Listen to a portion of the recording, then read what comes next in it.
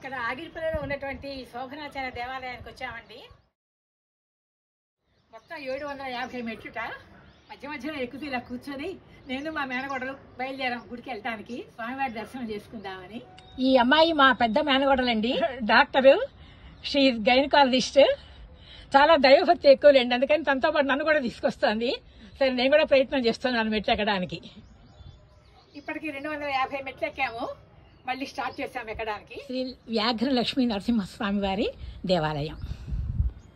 ఈ ఆలయ ధ్వజస్తంభం ఆంజనేయ స్వామి విగ్రహం. ఇది లక్ష్మీ నరసింహస్వామి యొక్క స్వయంభూ ఆలయం అండి. ఇక్కడ లోపల వీడియో తీయటానికి అనుమతి లేదు, అందువల్ల మీకు వెలుపల ప్రదేశం అంతా కూడా చూపిస్తున్నాను.